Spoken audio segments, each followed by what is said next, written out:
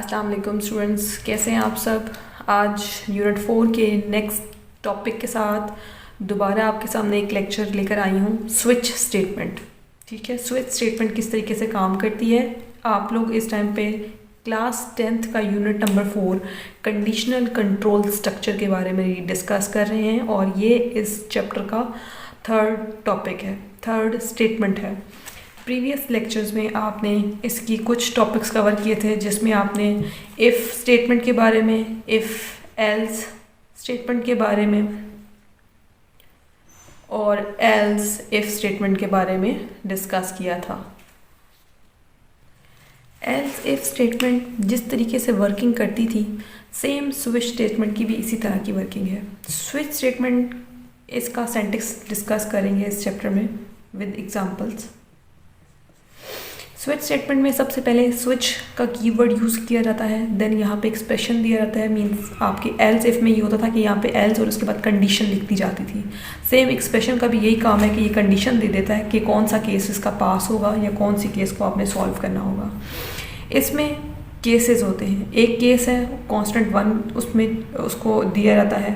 Case 2 है, उसको next आप कांस्टेंट 2 लिखते हैं। कांस्टेंट 1 चेक होगा, अपनी स्टेटमेंट्स को लिखवाएगा। अगर कांस्टेंट 1 की स्टेटमेंट ठीक है तो स्टेटमेंट उसकी एग्जीक्यूट होगी।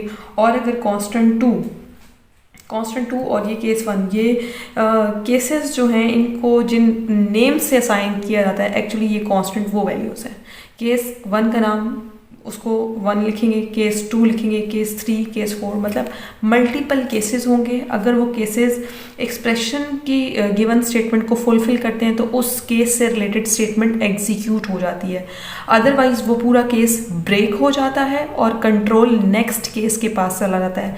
फिर नेक्स्ट केस चेक होता है, अगर वो केस का आंसर वो या जो स्विच स्टेटमेंट दे रही है तो स्टेटमेंट वो लिखवाया जाता है। अदरवाइज फिर ये भी ब्रेक हो जाता है and then further next case 3, मतलब मल्टीपल केसेस की कंडीशंस चेक होती हैं और स्टेटमेंट वो वाली प्रिंट करवाई जाती है। लेकिन लेट्स सपोज कोई ऐसा प्रोग्राम जिसमें किसी एक केस की भी वैल्यू एक्सप्रेशन के अकॉर्डिंग ना हो तो स्टेटमेंट नहीं लिखवाई जाती और डायरेक्ट स्विच स्टेटमेंट क्या करता है, डिफ़ॉल्ट पे आ जाता है। ये स्विच स्टेटमेंट का एंड है, डिफ़ॉल्ट पे आ जाता है और डिफ़ॉल्ट के अंदर जो भी स्टेटमेंट लिखी हुई होती है उसको प्रिंट करके आउट कर देता है। ठीक है, अगर स्विच स्टेटमेंट से रिलेटेड कोई केस भी उसके एक्सप्रेशन की वैल्यू को या एक्सप्रेशन पे अपनी डिमांड को फुलफिल ना कर सके, जो एक्सप्रेशन में डिमांड दी गई है, तो कोई केस अपना स्टेटमेंट में गिवन कुछ भी आउटपुट नहीं प्रिंट करवाता। वो डायरेक्ट अपने सारे जो कमांड है वो डिफ़ॉल्ट को दे देता है और डिफ़ॉल्ट में जो स्टेटमेंट लिखी गई होती है वो ऑटोमेटिकली आउटपुट में आ जाती है। अब आपको मैं स्विच स्टेटमेंट से रिलेटेड एक प्रोग्राम की एग्जाम्पल के हेल्प से पूरा आपको इसकी लॉजिक समझाती हूँ। जी स्टूडेंट्स, आपके सामने एक स्विच स्टेटमेंट से रिलेटेड प्रोग्राम की एग्जांपल है। अब यहाँ पे वर्किंग देख लीजिएगा और लॉजिक देख लें कि कहाँ पे बन रही है। बहुत ईजीएस्ट प्रोग्राम है, सिर्फ आपने कोई इंटीजर प्रिंट करवाना है। वो इंटीजर आपका 1 या 2 केसेस आपको गिवन है। आपको प्रोग्राम समझाती हूँ, उसके बाद आइडिया हो जाएगा किस तरीके से वो इंटीजर लिखवाएगा। ठीक है, मोस्ट ईजीएस्ट प्रोग्राम है जो स्विच स्टेटमेंट में लिखे गए होते हैं। सबसे पहले आपकी हेडर फाइल है, हेडर फाइल के बाद आपका मेन फंक्शन है, ये वेरिएबल है। ये तो आप इन 3 वैल्यूज़ को तो ना आप माइंड में फिक्स कर लें कि आपने ये वाली 2 चीज़ें तो सेम एज इट इज़ हर प्रोग्राम के लिए लिखनी है। अच्छा, यहाँ पे एक चीज़ मैं और आपसे क्लियर कर दूँ, यहाँ पे वॉइड को मत यूज़ कीजिएगा जितने भी प्रोग्राम है, क्योंकि ये आपकी बुक में वॉइड यूज़ किया हुआ है। अदरवाइज जब आप प्रैक्टिकली परफॉर्म करेंगे तो क्योंकि आपके न्यू सॉफ्टवेयर जो हैं IDE के, उनमें वेरिएशंस हो गई हैं, उनमें न्यू टूल्स डिस्कवर हो गए हैं, न्यू टूल्स बल्कि प्रीवियस टूल्स को आप ये कह लें अपडेट हो गए हैं। तो वॉइड कभी भी मत पास कराइएगा, यहाँ पे हमेशा इंटीजर डाटा टाइप ही दीजिएगा। ठीक है, इंटीजर डाटा टाइप दीजिएगा एंड देन आप इस प्रोग्राम को रन करवाएंगे तो ज़रूर आपकी आउटपुट आपके सामने आएगी। बहुत सारे स्टूडेंट्स को ये क्वेश्चन आ रहा है कि जी हमारी आउटपुट नहीं आ रही, तो वो आउटपुट ना आने की रीज़न आपके ये मेन फंक्शन हो सकता है। मेन फंक्शन में डिक्लेरेशन आपने प्रीवियस उस के थ्रू मत करवाएं, क्योंकि आपकी जो बुक में गिवन है वो आपका जो है सॉफ्टवेयर वो अपडेटेड सॉफ्टवेयर नहीं है। वो ये प्रोग्राम उस सॉफ्टवेयर के अकॉर्डिंग लिखे गए हैं। अपडेटेड सॉफ्टवेयर के अकॉर्डिंग न्यू फंक्शन आपने लिखेंगे तो आपका प्रोग्राम एग्जीक्यूशन ज़रूर करेगा। ठीक है, अच्छा इसके बाद आपका वेरिएबल हुआ है, इंट आपकी डेटा टाइप दी हुई है, एन आपको कोई वेरिएबल पास करवाया हुआ है, लिखा हुआ है जी प्रिंट एफ। आपको पता है प्रिंट एफ की कौन सी फंक्शन है, आपकी आउटपुट फंक्शन है। इसमें आपका एक लिखी हुई स्टेटमेंट है, आउटपुट स्टेटमेंट क्या लिखी हुई है, ये आपका एस्केप सीक्वेंस यूज हुआ है, इंटर एंड इंटीजर, कोई नंबर आपने देना है। स्कैन एफ ये आपकी इनपुट स्टेटमेंट है, ये उस डिजिट को, ये फॉर्मेट स्पेसिफायर इस्तेमाल हुआ है, ये क्या करेगा, आपकी इस वैल्यू को अपने पास सेव करेगा जो इंटीजर में दी जाती है, ठीक है। इनपुट स्टेटमेंट में वो नंबर लिखवाया जाता है, ठीक है, और ये उस वैल्यू को असाइन करेगा एपेसेंट साउंड। अब यहाँ से आपका प्रोग्राम स्टार्ट हो रहा है। स्विच में आपने सबसे पहले एक्सप्रेशन देना है। एक्सप्रेशन कौन सा देना है, नंबर एन का, जो नंबर लिखवाए जाएंगे, ठीक है, क्योंकि स्विच स्टेटमेंट का सेंटेक्स क्या होता है, स्विच और राउंड ब्रैकेट के अंदर आपने अपना एक्सप्रेशन लिखना होता है। तो मेरा एक्सप्रेशन है जी एन डिजिट, कोई आपने इंटीजर पास करवाना है। केसेस आ गए दो केसेस हैं। केस 1 में है printf N is 1, N अगर 1 है तो केस 1 चलेगा, अगर ब्रेक, और फिर ये स्टेटमेंट को ब्रेक कर देगा, ठीक है। इसके बाद आपका प्रोग्राम खत्म, बस एंड। अगर एन जो है वो लेट्स सपोज मैं आउटपुट के टाइम पे 2 पास करती हूँ, ठीक है, एग्जीक्यूशन के टाइम पे 2, तो केस 1 को मेरा प्रोग्राम ऑटोमेटिकली केस 1 को नहीं चलेगा, वो वो ब्रेक कर देगा और नेक्स्ट केस 2 पे स्विच हो जाएगी, क्योंकि जो केस 2 है वो मेरी आउटपुट स्टेटमेंट में 2 मुझे प्रोवाइड कर रहा है, प्रिंट एफ एन इज 2, फिर वो ब्रेक कर देगा। इट्स मीन जब मैं एग्जीक्यूशन करती हूँ और तो मैं जैसे ही कीबोर्ड से 1 प्रेस करती हूँ, 1 प्रेस करने का मीन होगा मेरी स्विच 1 केस 1 की स्टेटमेंट लिखवाई गई है, वहाँ पे मेरा आउटपुट में केस 2 का नहीं आएगा, क्योंकि मैंने इंटीजर में एन 1 पास करवाया। अगर मैं 1 पास करवाती हूँ तो 1 आएगा, और अगर 2 पास करवाती हूँ तो 2 आएगा। लेट्स सपोज मैं 1 और 2 की जगह कोई और डिजिट पास कर देती हूँ। ये तो मुझे केस 1 और केस 2 ये 2 डिजिट्स दे रहे हैं, लेकिन मैं कहती हूँ कि मैं एन लेट्स सपोज 100 पास करवाती हूँ, तो प्रोग्राम मेरा क्या करेगा, केस 1 को भी चेक करेगा, केस 2 को भी चेक करेगा, लेकिन देखेगा कि इंटीजर में तो 100 की वैल्यू नहीं है, तो वो क्या करेगा, डायरेक्ट डिफ़ॉल्ट स्टेटमेंट में चला जाएगा, और डिफ़ॉल्ट स्टेटमेंट क्या करेगी, वो आउटपुट में परफॉर्म करवा देगी एन इज़ नॉट 1 और 2, और इसके बाद गेट ch, प्रोग्राम एंड हो जाएगा। इट्स मीन अगर आपने जो नंबर प्रोवाइड किया है वो इन दोनों केसेस में अवेलेबल है, एग्जीक्यूशन के टाइम पे वो नंबर्स आ जाएंगे, लेकिन अगर वो नंबर केस 1 केस 2 में नहीं गिवन, तो स्विच स्टेटमेंट क्या करती है, अपना कंट्रोल डिफ़ॉल्ट स्टेटमेंट को दे देती है, और डिफ़ॉल्ट स्टेटमेंट क्या करती है, अपने उसके बॉडी ऑफ द डिफ़ॉल्ट में जो स्टेटमेंट लिखी होती है उसको प्रिंट करवा देती है, और वो है जी एन इज़ नॉट 1 और 2। तो आपका प्रोग्राम 1 और 2 के अलावा बाकी किसी और नंबर पे भी आपको आउटपुट ज़रूर देगा, और वो देगा एन इज़ नॉट 1 और 2। इट्स मीन डिफ़ॉल्ट स्टेटमेंट तब अपनी वर्किंग करती है जब केस 1 और केस 2 अपनी वैल्यूज़ फॉल कर देते हैं, वो एफ वैल्यू मतलब अपना आउटपुट नहीं देते, तो डिफ़ॉल्ट स्टेटमेंट आपको आउटपुट देती है, ठीक है। इसके रिलेटेड मैं अब आपको एक और एग्जाम्पल करवा देती हूँ जी स्टूडेंट्स। एक और स्विच स्टेटमेंट से रिलेटेड जो एग्जाम्पल है, इसमें स्टूडेंट्स के ग्रेड, ठीक है, आपने ग्रेड इंटर करवाने हैं। जैसे ही आप ग्रेड जो इंटर करवाएंगे उससे रिलेटेड उनका फीडबैक आ जाएगा। ग्रेड ए प्रिंट करवाएंगे तो क्या वैल्यू आनी चाहिए या क्या स्टेटमेंट आनी चाहिए। किसी स्टूडेंट का बी ग्रेड आ गया तो आपके पास क्या प्रिंट होना चाहिए। किसी स्टूडेंट का सी ग्रेड आ गया तो क्या प्रिंट होना चाहिए। डी ग्रेड आ गया तो आपके पास क्या प्रिंट होना चाहिए। सिमिलरली अगर कोई स्टूडेंट फेल भी हो गया है तो उसका भी क्या ग्रेड आना चाहिए। ये आपने डिफरेंट स्टेटमेंट डिस्कस करनी है, किस तरीके से कि स्विच स्टेटमेंट में लिखवाई जाती है। सबसे पहले आप देख लें include studio.h आपकी header file, int main void ये आपका स्टार्ट हुआ है फंक्शन, ये आपका फंक्शन है जो आपकी बुक में गिवन है, वो void के साथ है, उसको मत कीजिएगा प्लीज़, बस int main void को कीजिएगा। अगर इसको करेंगे तो आपको आउटपुट मिलेगी ज़रूर। इसके बाद करेक्टर आपकी डाटा टाइप दी हुई है कि क्योंकि आपने अल्फ़ाबेट को चेक करना है तो करेक्टर आपकी इसलिए गिवन है। नेक्स्ट आपका ग्रेड, जो भी स्टूडेंट के A B C D ये मैंने खुद देना है, ठीक है, ये मेरे वेरिएबल में मैंने इंटर खुद करवाना है। जब मैंने एग्जीक्यूशन कर लेनी है उस टाइम पे मैं खुद कीबोर्ड से प्रिंट करूँगी A B C। Print F क्या कह रहा है, इंटर द ग्रेड C, आपने grade let's suppose grade print करवा दिया है। स्कैन एफ मेरी इनपुट स्टेटमेंट है, प्रिंट एफ मेरी आउटपुट स्टेटमेंट है।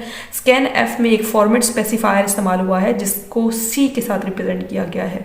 सी का मतलब है उसने करेक्टर टाइप का डाटा अपने अंदर स्टोर किया हुआ है।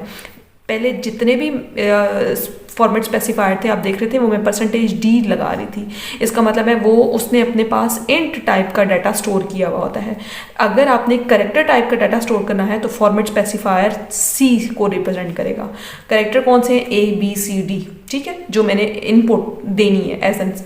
इसके बाद ग्रेड एम्परसेंड साइन क्या करेगा? उस ग्रेड को असाइन कर देगा। स्विच स्टेटमेंट में एक्सप्रेशन दे दिया गया है ग्रेड की चेकिंग, यहाँ पे ग्रेड की चेकिंग की जानी है। अब वो ग्रेड कितने हैं? ए बी सी डी, और जितने भी आपके केसेस होंगे उन सबको मैंने केस वाइज लिख दिया है, case A, case B, case C and case D.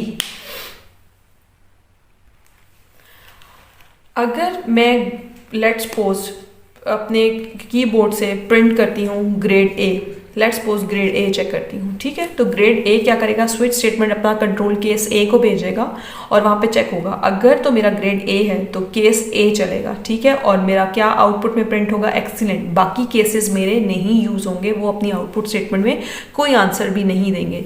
Only case 1 is executed its statement. Case A अपनी स्टेटमेंट जस्ट एग्जीक्यूट करेगा, बाकी किसी केस की कोई स्टेटमेंट नहीं एग्जीक्यूशन के टाइम पे अपना आंसर देगी। अगर लेट्स सपोज कोई स्टूडेंट है जिसका ग्रेड आ गया है डी, ठीक है, अब डी में क्या होने वाला है? केस ए भी 1, केस ए चेक होगा, केस ए में तो एक्सीलेंट था, केस बी में जाएगा, वहाँ पे अपना ग्रेड चेक करेगा, नहीं, प्रिंट वो अपने ऑटोमेटिकली ये स्टेटमेंट्स, ये वाले केसेस अपने स्टेटमेंट को लिखवाएंगे नहीं, क्योंकि ग्रेड ही नहीं गिवन।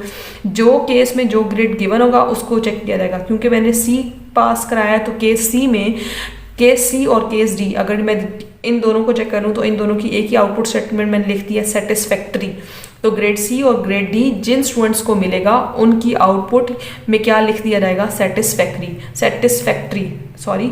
और अगर कोई स्टूडेंट जिसका ग्रेड एफ आया है तो वहाँ पे ऑटोमेटिकली क्या लिख दिया जाएगा? In poor performance. ग्रेड मैंने ज़रूर स्टोर करवाना है, ग्रेड मैंने ज़रूर प्रोवाइड करना है। ये प्रोग्राम सिंपल ग्रेड प्रोवाइड करने के लिए है, ठीक है। स्विच स्टेटमेंट, अच्छा स्विच स्टेटमेंट की जी स्टूडेंट, स्विच स्टेटमेंट से रिलेटेड अब आपका ये है लास्ट एग्जाम्पल। स्विच स्टेटमेंट की वर्किंग आपको प्रीवियस 2 एग्जांपल्स उसकी एक्सप्लेन कर चुकी हूँ। आई होप कि उसका आइडिया आपको अच्छे से समझ आ चुका होगा। सबसे पहले आपकी एक है हेडर फाइल, आपकी यहाँ पे फंक्शन की डिक्लेरेशन, कैरेक्टर आपकी डाटा टाइप दी हुई है, और फ्लोट आपकी ये 2 इंटीजर्स होंगे। फ्लोट आपकी ये 2 वैल्यूज़ होंगी जो एक्स और वाई में स्टोर हो रही हैं। मतलब आप कोई पॉइंट्स की वैल्यूज़ को लेंगे और उन पे आपने ऑपरेशन परफॉर्म कराना है। कौन से ऑपरेशंस परफॉर्म कराने हैं? अरिथमेटिक, प्लस, माइनस, मल्टीप्लिकेशन और डिवीजन। इट्स मीन केसेस के अंदर ये ऑपरेटर्स जाएंगे, ठीक है। जो भी केस के अंदर एक्सप्रेशन जाएगा बेसिकली ये ऑपरेटर्स उस एक्सप्रेशन के अंदर पास होने वाले हैं। ये प्रिंट एफ की स्टेटमेंट ये वाला काम करी है, ये सारे ऑपरेटर्स प्रिंट करवाएगी। स्कैन एफ क्या करेगी? ऑपरेटर्स असाइन करेगी। यहाँ पे सी आपका इट्स मीन कोई करेक्टर है जो करेक्टर की वैल्यू को स्टोर करेगा। ऑपरेटर्स में आपने ऑपरेटर्स देने हैं प्लस माइनस, जिसमें आपकी एडिशन, सब्ट्रैक्शन, मल्टीप्लिकेशन और डिवीजन होती है। प्रिंट एफ एक और आपकी आउटपुट स्टेटमेंट है जहाँ पे आपने 2 नंबर देने हैं, और वो 2 नंबर्स किस टाइप के देने हैं? स्कैन एफ में वो इनपुट होंगे। आपने परसेंटेज एफ इट्स मीन आपने फ्लोट नंबर पास करवाने हैं। ऑलरेडी आपने ऊपर डिक्लेयर भी किया है वेरिएबल की डिक्लेरेशन में, और यहाँ पे जो फॉर्मेट स्पेसिफायर है उसको भी आपने एफ से बता दिया है यूज़ करके कि यहाँ पे कोई पॉइंट्स मिली गई, डेसिमल मिली गई नंबर को आप फ्लोट नंबर लिखते हैं। 2 नंबर्स हैं तो 2 फॉर्मेट स्पेसिफायर है। 2 नंबर्स एक्स और वाई, इन 2 में वो वैल्यूज़ को असाइन करेगा। कौन? ये एम्परसेंड का साउंड, ठीक है। ये साइन इन 2 वैल्यूज़ को वैल्यू असाइन करेगा, और ये दोनों फॉर्मेट स्पेसिफायर उन दोनों वैल्यूज़ को स्टोर करेंगे। अब यहाँ पे जी स्विच में एक्सप्रेशन दे दिया गया है ऑपरेटर्स, ठीक है। ऑपरेटर अब चेक कर लेंगे कौन सा ऑपरेटर है जी।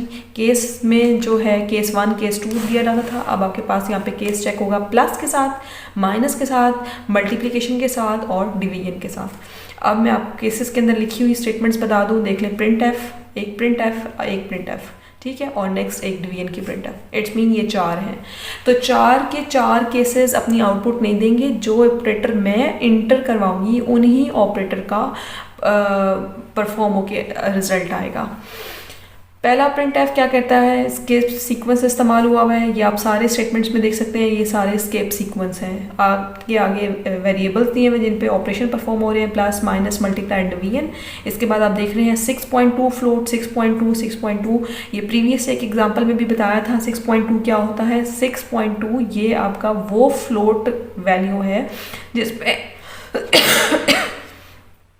सॉरी 6 एक्सप्लेन करता है, 6 बताता है कि इसमें एरे का साइज 6 है, मतलब 6 का टेबल, मतलब आपका जो पूरा आउटपुट का फ्रेम है, जो आपकी आउटपुट स्क्रीन है, वो आपके एरे नंबर 6 में उसकी विड्थ को देता है। ये 6 उसकी विड्थ डिफाइन हुई है उस नंबर की, ठीक है, पॉइंट से पहले तक की। और पॉइंट से पहले वाला जो 2 है ये बता रहा है कि डेसिमल के बाद आपने सिर्फ 2 नंबर्स ही लिखवा सकते हैं, 2 से ज़्यादा नहीं। आप 2 से कम लिखवा सकते हैं, आप 1 भी लिखवा सकते हैं, बट 2 से ज़्यादा नंबर नहीं लिखवा सकते। यहाँ पे पॉइंट के बाद इस 2 का ये मीनिंग है। नेक्स्ट फ्लोट एफ रिप्रेजेंट करे कि डेसिमल नंबर है, ठीक है। यहाँ पे x plus Y, x minus Y operation perform कराएगा। और एक बात ज़रूर याद रखिएगा कि हर केस के स्टेटमेंट के बाद ब्रेक का वर्ड ज़रूर आपने लिखना है, क्योंकि हर केस का एंड ब्रेक स्टेटमेंट के साथ होता है। अगर मैं अब प्लस परफॉर्म कराती हूँ तो जैसे ही मैं प्लस के साइन पे करूँगी तो इट्स मीन मेरा केस प्लस वाला अपना ऑपरेशन परफॉर्म करेगा फ्लोट वैल्यूज़ पे, और आउटपुट में मुझे वो प्लस का आंसर दे देगा। अगर मैं माइनस का परफॉर्म करती हूँ तो मेरी फ्लोट वैल्यूज़ ये आउटपुट स्टेटमेंट चलेगी, अपना ऑपरेशन परफॉर्म करा देगी और मुझे माइनस हुए हुए डेसिमल नंबर की आउटपुट मिल जाएगी। ये है स्विच स्टेटमेंट की आज की लास्ट एग्जांपल। और इस एग्जांपल के साथ इस टॉपिक को मैं एंड करती हूँ और अपने लेक्चर को भी यहाँ पे एंड करती हूँ। अगर इन 3 एग्जांपल से रिलेटेड या इस स्विच टॉपिक के कॉन्सेप्ट को लेके कोई भी क्वेश्चन हुआ तो काइंडली मुझसे कमेंट्स में ज़रूर पूछ लीजिएगा, और मेरी वीडियो को लाइक और सब्सक्राइब ज़रूर कर दें। अल्लाह हाफ़िज़।